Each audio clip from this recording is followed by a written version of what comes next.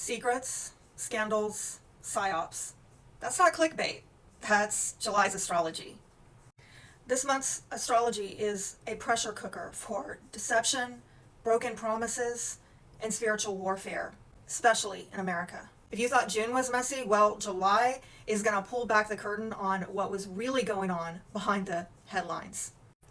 This month, we kick things off with Neptune going retrograde in Aries on the 4th of July, which is the United States' birthday, as many of you know, and Neptune is sitting right there in our fourth house, having to do with, our roots, our homeland, our sense of safety and security.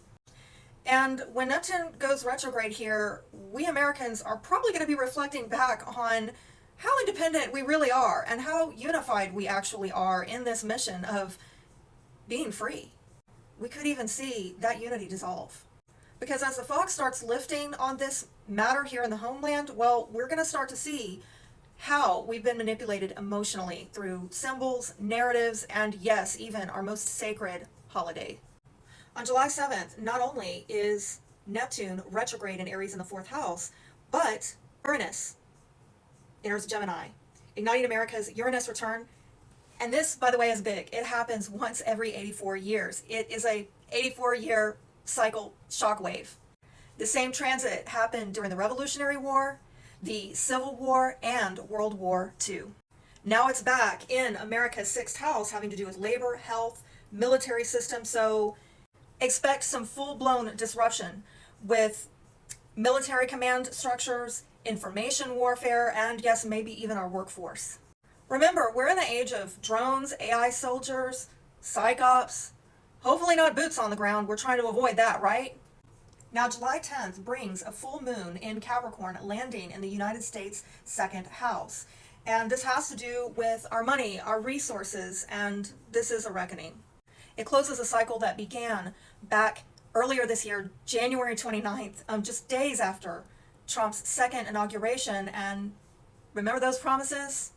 On day one, Epstein file disclosures, Doge spending cuts, ending government waste. Remember those promises? This full moon is saying time's up. Where are the results? Then on July 24th, we get a new moon in Leo in the U.S. 8th house. And this 8th house has to do with taxes, secrets, death, and deep power. New moons, they plant new seeds. But in the 8th house, those seeds are buried deep. This is where shadow funding begins. The kind of backroom, black budget projects, psychological warfare programs that won't show up in mainstream headlines, but will probably be visible whenever this lunation cycle completes 6 months from now, February 1st of 2026. That's when it will culminate into a full moon in Leo. Between the Capricorn full moon and the Leo new moon, the theme is pretty clear. Promises break, secrets bloom. And unfortunately, with these triggering financial houses, we are likely to see narratives around homeland security, the military, and government spending. Expect these narratives also to be quite deceptive during this time. People are being emotionally manipulated to support agendas that are hidden. The Cancer energy from this month, from the Sun, Mercury, and Jupiter, is going to stir up nationalistic emotion, but not necessarily the truth. And with Mercury retrograding in Leo on July 18th, and then later on the 30th, Chiron in Aries retrograding on the 30th, well, we're revisiting old wounds about leadership, betrayal, and broken trust. With Saturn retrograding this month, heading back towards Pisces, also in the fourth house, we're not just seeing the lie, we're having to live with it. So what does this all mean, practically speaking? Well, it could mean that financial scandals are going to surface, particularly around taxpayer-funded projects and funding of secret projects. It could mean that veterans, whistleblowers, or insiders may speak up around July 10th.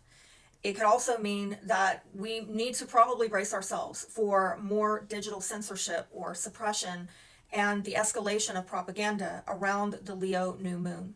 We've also got to watch out on July 19th when Jupiter quintiles Chiron. This could trigger unexpected healing through a painful truth, especially about our nation's foundational wounds. The second half of this year is going to be defined by who controls the narrative, who gets exposed, and who keeps pretending that nothing's wrong here. But remember, secrets don't stay buried.